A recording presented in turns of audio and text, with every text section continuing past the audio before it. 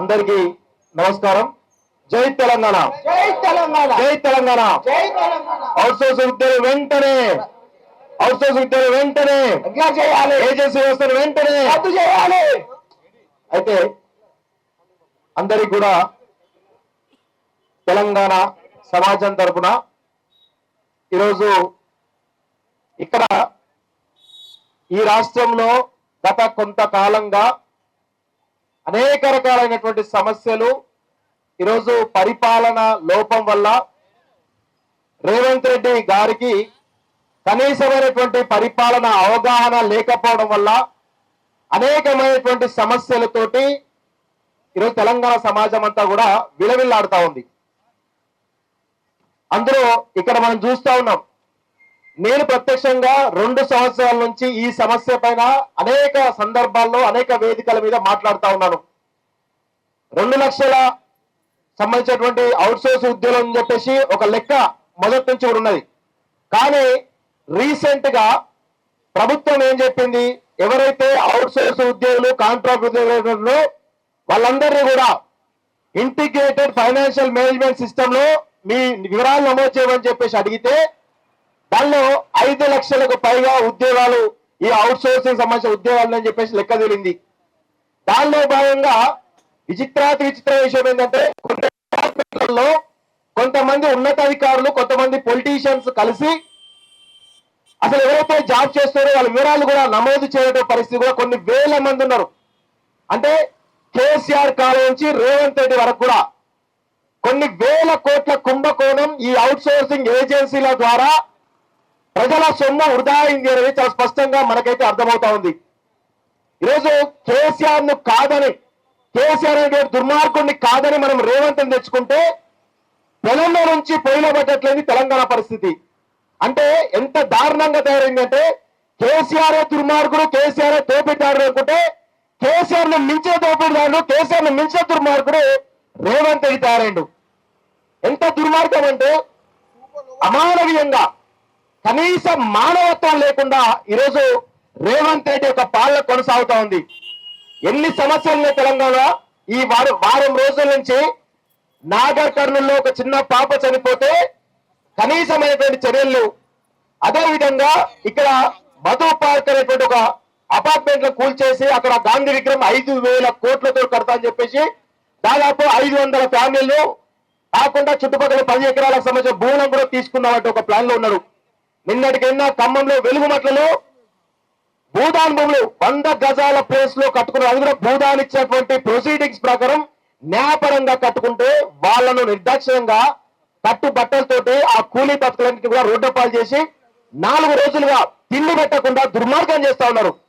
ఈ రోజు ఇక్కడ చూస్తా ఉన్నాం, అవుట్ సోర్సింగ్ ఉద్యోగులు ఇంతమంది గత 2 సంవత్సరాల నుంచి మాకు సరైన జీతాలు ఇవ్వండి, మా పిల్లల్ని చదువుకోవడానికి కనీసమైనటువంటి స్కూల్ చదువుకోవాలంటే జీతాలు సరిగ్గా రావాలి, మాకు కనీసమైనటువంటి రెంట్లు కట్టుకోవడానికి కూడా మా జీతం సరిపోతుందని చెప్పేసి 2-3 సంవత్సరాలుగా అనేక రకాలుగా కొట్లాడుతూ ఉంటే ఈరోజు వాళ్ళు ఉద్యమాలు ఇంకా తీవ్రతరం చేసే భాగంలో భిక్షాటన చేస్తా ఉన్నారు, అర్ధనగ్న ప్రవేశం చేస్తా ఉన్నారు.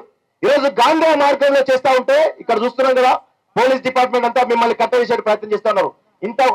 ఇక్కడ ఎంతమంది వీళ్ళని కట్టవేసేటువంటి ఒక ప్రయత్నం కూడా చేస్తున్నారంటే ఎంత దుర్మార్గంగా, ఎంత కర్కశంగా, ఎంత కర్కోటకంగా ఈ యొక్క ప్రభుత్వం వ్యవహరిస్తుందో అందరం అర్థం చేసుకోవాలి. ఎంత దుర్మార్గం అండి.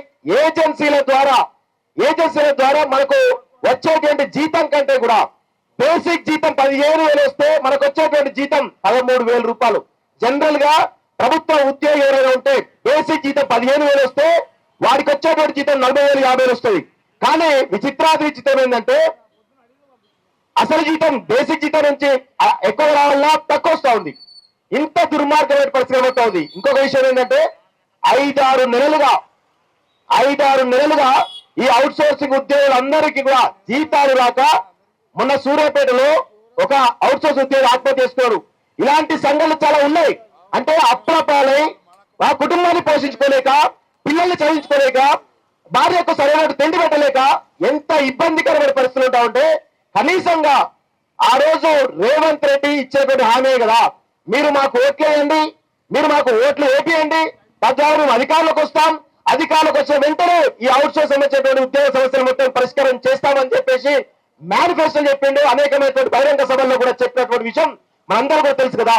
మరి అధికారంలోకి వచ్చేదాకా ఒకలాగా వచ్చేటువంటి రేవంత్ రెడ్డి అధికారంలోకి వచ్చి సీఎం అయిన తర్వాత ఈరోజు ఈ పేద ప్రజలు మర్చిపోయిండు, ఆ బడుగు బలహీన వర్గాలు మర్చిపోయిండు, అందరినీ మర్చిపోయి కేవలం డబ్బుల మూటలను ఈరోజు పేద ప్రజల రక్తం మాంసాలను పిప్పి పీల్చేసి ఈరోజు ఆ డబ్బులను రాహుల్ గాంధీకి అనే పంపుతా ఉన్నాడు. ఇంత దుర్మార్గమైనటువంటి పరిస్థితులు ఎక్కడ జుల్లు. కేవలం తెలంగాణను దోచుకొని ఈ తెలంగాణ డబ్బులతోటి రేవంత్ రెడ్డి పూర్తిగా రాహుల్ గాంధీని ఐశ్వర్యవరిష్ఠుడిగా చేసేటువంటి ప్లాన్ చేస్తా ఉన్నాడు. ఈ డబ్బులన్నింటి కూడా దేశవ్యాప్తంగా ఎన్నికల్లో ఖర్చు చేయడానికి ప్రయత్నం చేస్తా ఉన్నారు. ఇదందరూ కూడా గమనించాలి. రేవంత్ రెడ్డి చేస్తున్నటువంటి మోసం అంతా ఇంత కాదు, ప్రతి ఒక్కరిని కూడా మోసం చేస్తా ఉన్నాడు.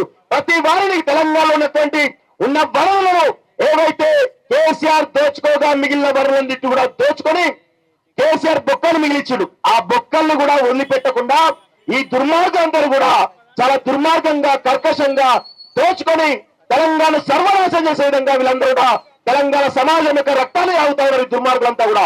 దయచేసి ప్రజలందరూ కూడా గమనించాలి. మనం చేయబోయేటువంటి భవిష్యత్తు రాజకీయాలకు వస్తంగా మీరందరి చుట్టే తిరగాలి. మీ సమస్యలు ఎవరైతే పరిష్కారం చేస్తారో వాళ్ళకే ఓట్లేసే విధంగా మీ యొక్క ప్రయత్నాలు ఉన్నాయి తప్ప ఎవరో వచ్చిండో ఎవరో హామీ ఇచ్చిందని చెప్పేసి దయచేసి వాళ్ళ మాయలో పోవద్దని చెప్పేసి కూడా ఈ రోజు ఈ సందర్భంగా తెలియజేస్తూ, రేవంత్ రెడ్డి గారు మీరు మీ యొక్క తీరును మార్చుకోవాలి. మీ తీరును మార్చుకోకపోతే ప్రజలు కేసీఆర్ ను ఏ విధంగానైతే ఫామ్ హౌస్ లో పడుకోబెట్టిండో అంతకంటే దారుణాతి దారుణంగా మీకు ఆ శాస్తి తప్పదనే విషయంలో గుర్తు చేస్తాను రేవంత్ రెడ్డి గారికి. ఎంత దుర్మార్గం. ఒక చిన్న సంఘటన మిత్రులారా, ఖమ్మంలో ఆ వెలుగుమట్లలో మీ అందరూ చూసే ఉంటారు.